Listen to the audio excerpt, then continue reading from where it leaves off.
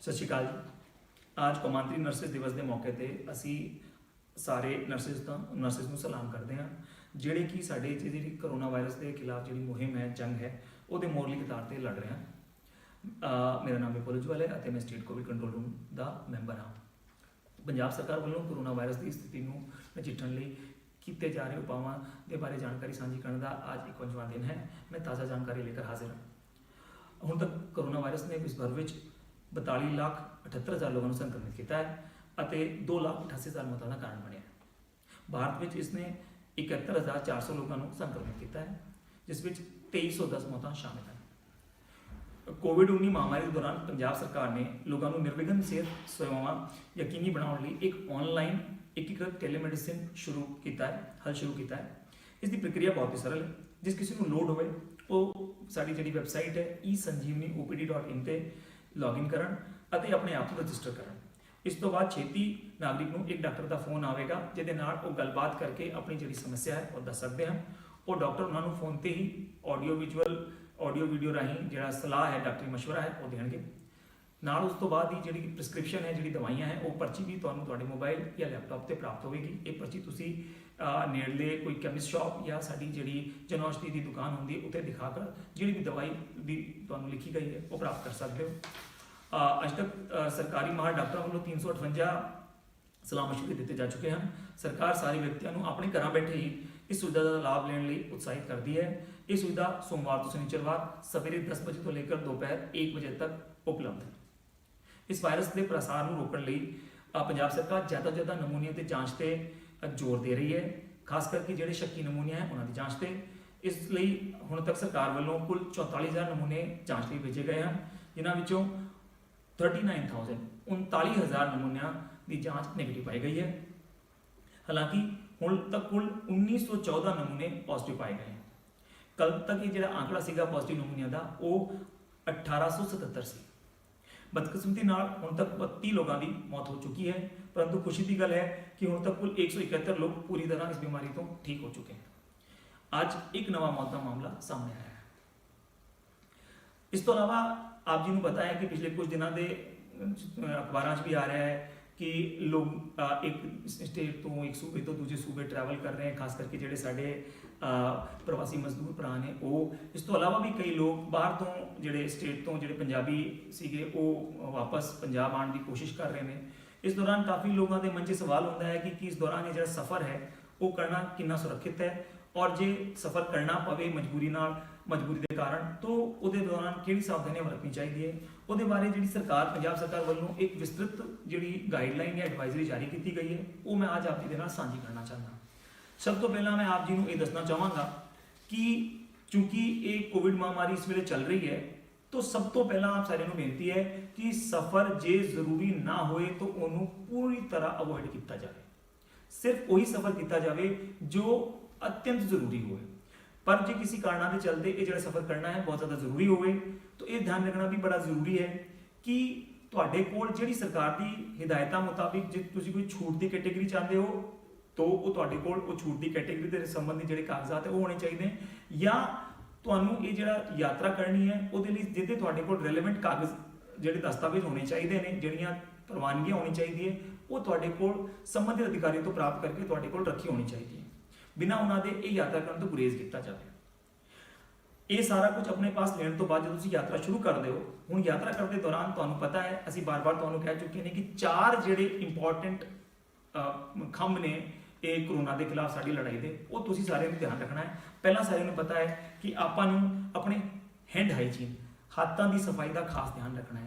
ये जी तुहाडी गाइडलाइन है इस सफ़र के दौरान भी तुहाडे ते लागू होंदी है। आपां कोशिश करनी है कि आपां हर वेले अपने हाथों की सफाई का ध्यान रखना है। जो आप कोई इस तरह की सतह छूंदे हैं जी बार बार दूजे लोगों वालों भी छुई जाती है, उसके बाद अपन अपने हाथों को भावें साबण या सैनिटाइजर के राही साफ करना है। सैनिटाइजर वेले ध्यान रखना है कि जो सैनिटाइजर वो घट्टो घट 70% एल्कोहल वो जरूर होए, बिना वो जी इफेक्टिवनेस है वो उन्नी ज़्यादा खास नहीं होती। साबण 20 सेकंड के लिए, सैनिटाइजर 40 सेकंड के लिए, हाथों की सफाई के लिए जरूरी है। इस तो अलावा एक आपने हर वेले हर समा जो आप लोगों के नाल बैठे होंगे हैं उस वे मास्क की वरतों करनी। ये मास्क अपने नक के मूँह प्रॉपरली ढकना ढकिया हुआ होना चाहिए। जरूर नहीं है कि मास्क कोई 3 लेयर 95 होए, ਆਪਾਂ ਸਿੰਪਲ ਕਰਦਾ ਬਣਿਆ ਸੂਤੀ ਮਾਸਕ ਵੀ ਇਸਤੇਮਾਲ ਕਰ ਸਕਦੇ ਨੇ, ਬਟ ਉਹਦਾ ਸਾਫ਼ ਸਫਾਈ ਦਾ ਖਾਸ ਧਿਆਨ ਰੱਖਣਾ ਹੈ। ਇਸ ਤੋਂ ਇਲਾਵਾ 1 ਮੀਟਰ ਜਾਂ ਉਸ ਤੋਂ ਵੱਧ ਸੋਸ਼ਲ ਡਿਸਟੈਂਸਿੰਗ ਮੇਨਟੇਨ ਕਰਨੀ ਹੈ। ਇਸ ਸੋਸ਼ਲ ਡਿਸਟੈਂਸਿੰਗ ਦਾ ਮਤਲਬ ਇਹ ਨਹੀਂ ਹੈ ਕਿ ਇੱਕ ਵਾਰ ਬੈਠਦੇ ਵੇਲੇ ਹੀ ਆਪਾਂ ਨੇ ਸੋਸ਼ਲ ਡਿਸਟੈਂਸਿੰਗ ਮੇਨਟੇਨ ਕਰਨੀ ਹੈ, ਬਲਕਿ ਇਹਦਾ ਮਤਲਬ ਇਹ ਵੀ ਹੈ ਕਿ ਆਪਾਂ ਨੂੰ ਆਪਣੇ ਜਿਹੜੇ ਖਾਣਾ ਖਾਣੇ ਦੇ ਦੌਰਾਨ ਬਰਤਨਾਂ ਨੂੰ ਸਾਂਝਾ ਕਰਨ ਤੋਂ ਅਤੇ ਖਾਣੇ ਨੂੰ ਸਾਂਝਾ ਕਰਨ ਤੋਂ ਬਚਣਾ ਚਾਹੀਦਾ ਹੈ। ਕੋਸ਼ਿਸ਼ ਕਰਨੀ ਚਾਹੀਦੀ ਹੈ ਕਿ ਆਪਾਂ ਆਪਣੇ ਹੀ ਖਾਣੇ ਦੀ ਵਰਤੋਂ ਕਰੀਏ ਤੇ ਲੋਕਾਂ ਦੇ ਨਾਲ ਆਪਾਂ ਉਹਨੂੰ ਸਾਂਝਾ ਨਾ ਕਰੀਏ, ਨਾ ਹੀ ਕਿਤੇ ਹੀ ਖਾਣਾ ਖਾਣ ਵੇਲੇ ਜਾਂ ਲੰਗਰ ਖਾਣ ਵੇਲੇ ਜਾਂ ਖਾਣੇ ਦਾ ਸਮਾਨ ਲੈਂਦੇ ਵੇਲੇ ਆਪਾਂ ਨੂੰ ਭੀੜ ਨਹੀਂ ਕਰਨੀ ਚਾਹੀਦੀ।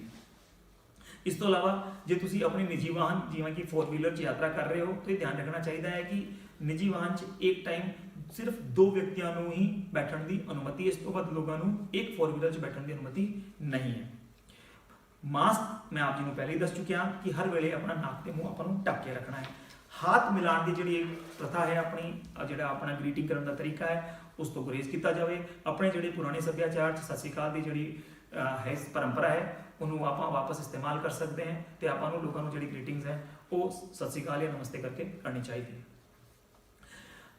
ਇਸ ਤੋਂ ਇਲਾਵਾ ਆਪਾਂ ਨੂੰ ਇਹ ਜ਼ਰੂਰ ਧਿਆਨ ਰੱਖਣਾ ਹੈ ਕਿ ਗੱਡੀ 'ਚ ਜੇ ਆਪਾਂ ਨੂੰ ਏਸੀ ਚਲਾਉਣਾ ਹੈ ਤੇ 4 ਵੀਲਰ 'ਚ ਆਪਾਂ ਬੈਠੇ हैं ਜਾਂ ਬੱਸ 'ਚ ਆਪਾਂ ਬੈਠੇ हैं और एसी चलाना जरूरी होवे तो घट्टो घट्ट एक खिड़की हल्की सी खुली होनी चाहिए ताकि जो बाहर का हवा का आदान प्रदान है वो किया जा सके। और जी सरकार की एडवाइजरी भी एसी की तुहानू कहती है कि जो वेंटिलेशन है बाहर की हवा का वो एसी वाले कमरे गड्डी सारी थां ते होना चाहिए। रेस्पिरेटरी एटिकेट्स खंघ या छींक आने ते अपना मुंह ढकना है रुमाल के नाल। जे रुमाल या तुहाडे कोल अवेलेबल नहीं है नैपकिन तो तुसी अपनी बांह च भी मुड़ी भी बांह च भी खंघ सकते हो। ਅਸੀਂ ਇਹ ਵੀ ਆਸ ਕਰਦੇ ਹਾਂ ਕਿ ਸਾਰੇ ਬੰਦੇ ਜਿਹੜੇ ਯਾਤਰਾ ਕਰਨਗੇ ਉਹਨਾਂ ਦੀ ਥਰਮਲ ਸਕੈਨਰ ਨਾਲ ਰਾਹੀਂ ਜਿਹੜੀ ਉਹਨਾਂ ਦੇ ਬੁਖਾਰ ਦੀ ਜਾਂਚ ਕੀਤੀ ਜਾਵੇਗੀ। ਔਰ ਇਹ ਵੀ ਧਿਆਨ ਰੱਖਣਾ ਹੈ ਕਿ ਤੇ ਤੁਹਾਨੂੰ ਜੇ ਕਿਤੇ ਚੈੱਕ ਪੁਆਇੰਟ ਤੇ ਰੋਕ ਕੇ ਤੁਹਾਡੇ ਤੋਂ ਜਾਣਕਾਰੀ ਲਿੱਤੀ ਜਾਂਦੀ ਹੈ ਤਾਂ ਜੇ ਪਿਛਲੇ 14 ਦਿਨਾਂ 'ਚ ਤੁਸੀਂ ਕਿਸੇ ਕੰਟੇਨਮੈਂਟ ਜ਼ੋਨ 'ਚ ਤੁਸੀਂ ਗਏ ਹੋ ਉਹਦੇ ਬਾਰੇ ਤੁਸੀਂ ਇਮਾਨਦਾਰੀ ਨਾਲ ਉਹ ਜਿਹੜੀ ਜਾਣਕਾਰੀ ਹੈ ਜਿਹੜੀ ਵੀ ਅਥਾਰਟੀਜ਼ ਜਿਹੜੇ ਵੀ ਅਧਿਕਾਰੀ ਤੁਹਾਡੇ ਤੋਂ ਪੁੱਛਦੇ ਹਨ ਉਹਨਾਂ ਦੇ ਨਾਲ ਇਨਫੋਰਮੇਸ਼ਨ ਜਾਂ ਜਾਣਕਾਰੀ ਤੁਸੀਂ ਸਾਂਝੀ ਕਰਨੀ ਹੈ।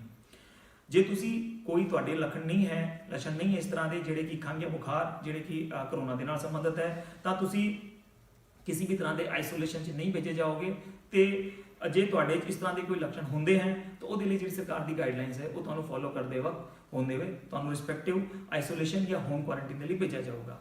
ਸਾਰੇ ਲੋਕਾਂ ਨੂੰ ਸਲਾਹ ਦਿੱਤੀ ਜਾਂਦੀ ਹੈ ਕਿ ਜੇ ਕੋਈ ਵਿਅਕਤੀ ਨੂੰ ਸਰਕਾਰ ਵੱਲੋਂ ਹੋਮ ਕੁਆਰੰਟਾਈਨ ਦੇ ਲਈ ਭੇਜਿਆ ਜਾਂਦਾ ਹੈ ਉਹਨਾਂ ਤੇ ਘਰ ਜਾਣ ਦੇ ਲਈ ਉਹਨਾਂ ਤੋਂ ਮਿਲਣ ਤੋਂ ਘਰ ਜਾਣ ਤੋਂ ਗੁਰੇਜ਼ ਕੀਤਾ ਜਾਵੇ। ਇਸ ਤੋਂ ਇਲਾਵਾ ਕਿਸੇ ਵੀ ਤਰ੍ਹਾਂ ਦੀ ਅਫਵਾਹ ਜਾਂ ਫੇਕ ਨਿਊਜ਼ ਫੈਲਾਉਣ ਤੋਂ ਵੀ ਰੋਕਿਆ ਜਾਵੇ, ਉਹਨਾਂ ਤੋਂ ਗੁਰੇਜ਼ ਕੀਤਾ ਜਾਵੇ। ਫਿਰ ਵੀ ਜੇ ਕਿਸੇ ਬੰਦੇ ਨੂੰ ਇਹ ਲੱਗਦਾ ਹੈ ਕਿ ਉਹਦੇ ਜਿਸ ਤਰ੍ਹਾਂ ਦੇ ਕੋਈ ਸਿੰਪਟਮਸ ਹੈ ਉਸ ਦੇ ਵਿੱਚ ਜਾਂ ਉਸਨੇ ਕਿਸੇ ਜਾਣ ਪਛਾਣ ਵਾਲੇ ਵਿੱਚ ਜਿਹੜੇ ਕਿ ਉਹਨੂੰ ਲੱਗਦਾ ਹੈ ਕਿ ਕਰੋਨਾ ਦੇ ਨਾਲ ਸੰਬੰਧਿਤ ਹੋ ਸਕਦੇ ਹਨ ਤਾਂ ਘਬਰਾਉਣ ਦੀ ਲੋੜ ਨਹੀਂ ਹੈ। ਉਹ ਸਾਡੀ ਹੈਲਪਲਾਈਨ 104 ਜਾਂ ਸਾਡੀ ਸਟੇਟ ਹੈਲਪਲਾਈਨ ਜਿਹੜੀ ਹੈ 172 292 0074 ਤੇ ਉਹ ਸੰਪਰਕ ਕਰ ਸਕਦਾ ਹੈ ਅਤੇ ਉਹ ਜਿਹੜੀ ਜਾਣਕਾਰੀ ਉਹਨਾਂ ਦੇ ਨਾਲ ਸਾਂਝੀ ਕਰਕੇ ਉਹਨਾਂ ਤੋਂ ਗਾਈਡੈਂਸ ਲੈ ਸਕਦਾ ਹੈ। ਅੰਤ ਵਿੱਚ ਅਸੀਂ ਆਪ ਸਾਰਿਆਂ ਦਾ ਇਹ ਜਿਹੜੀ ਕਰੋਨਾ ਵਾਇਰਸ ਦੀ ਸਾਡੀ ਮੁਹਿੰਮ ਚੱਲ ਰਹੀ ਹੈ ਉਹਦੇ ਵਿੱਚ ਜਿਹੜਾ ਆਪ ਜੀ ਵੱਲੋਂ ਸਹਿਯੋਗ ਪਾਇਆ ਜਾ ਰਿਹਾ ਹੈ ਉਹਦੇ ਅਸੀਂ ਬਹੁਤ ਬਹੁਤ ਧੰਨਵਾਦੀ ਹਾਂ ਅਤੇ ਅੰਤ 'ਚ ਆਪ ਸਾਰਿਆਂ ਨੂੰ ਬੇਨਤੀ ਕਰਦੇ ਹਾਂ ਕਿ ਤੁਸੀਂ ਕਾਈਂਡਲੀ ਜਿਹੜੀ ਸਮਾਜਿਕ ਦੂਰੀ ਹੈ 1 ਮੀਟਰ ਦੀ ਘੱਟੋ ਘੱਟ ਉਹ ਬਣਾਈ ਰੱਖੋ ਤੇ ਆਪਣੇ ਹੱਥਾਂ ਦੀ ਸਫਾਈ ਦਾ ਖਾਸ ਖਿਆਲ ਰੱਖੋ। ਘਰੇ ਰਹੋ, ਸੁਰੱਖਿਅਤ ਰਹੋ ਅਤੇ ਸਵਸਥ ਰਹੋ। ਧੰਨਵਾਦ।